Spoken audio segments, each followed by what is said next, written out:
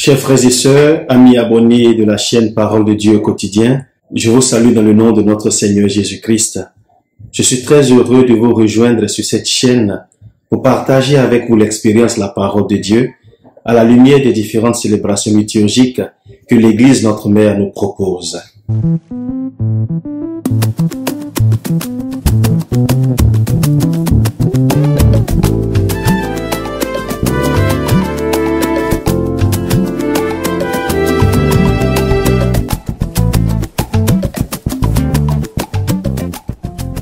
Nous sommes aujourd'hui le lundi 9 janvier 2023 et la liturgie de l'Église nous invite à célébrer la fête du baptême de notre Seigneur Jésus-Christ. Frères et sœurs, aujourd'hui l'Église nous invite à nous poser une question fondamentale. Qu'avons-nous fait de notre baptême? Qu'avons-nous fait du baptême que nous avons reçu? La célébration de la fête du baptême de notre Seigneur Jésus-Christ nous invite à un examen de conscience. Sommes-nous toujours fidèles à la grâce que nous avons reçue le jour de notre baptême? Sommes-nous véritablement engagés dans nos différentes communautés paroissiales pour mettre à profit la grâce que nous avons reçue le jour de notre baptême pour le bien de notre communauté?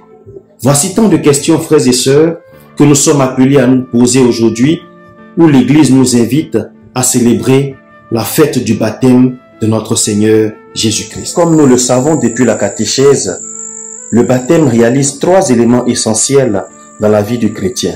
D'abord, le baptême nous lave de toutes les souillures du péché originel.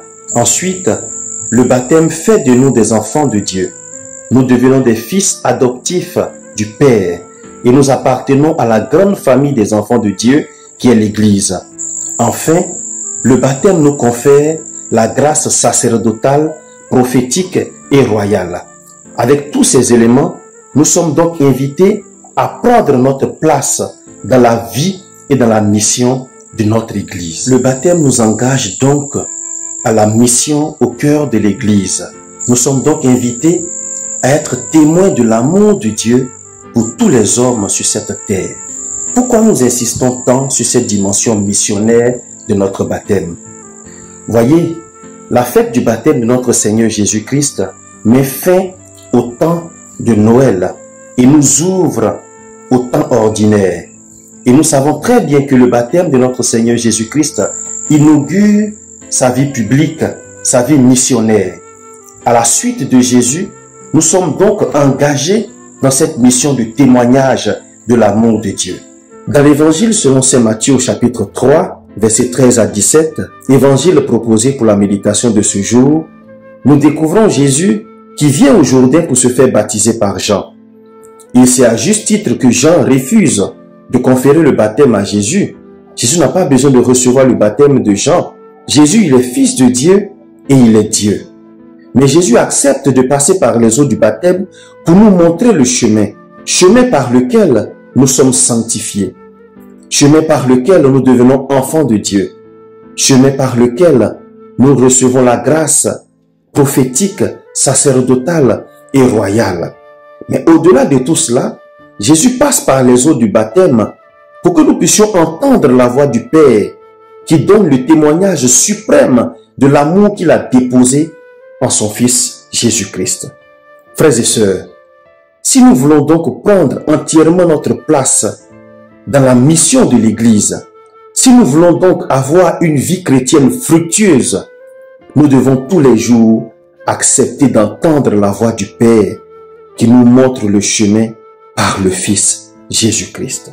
Demandons donc à celui qui porte en lui la plénitude de l'amour du Père de raviver en nous la grâce que nous avons reçue le jour de notre baptême, que par le feu de son Esprit Saint, il ravive la flamme que nous avons reçue le jour de notre baptême. Que notre engagement chrétien soit effectif pour la gloire de Dieu et pour notre salut, pour que nous puissions entièrement prendre notre place dans la mission et dans la vie de l'Église.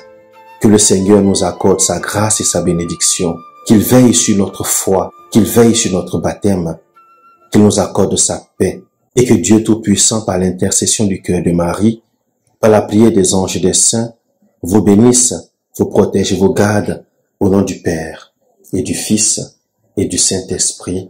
Amen.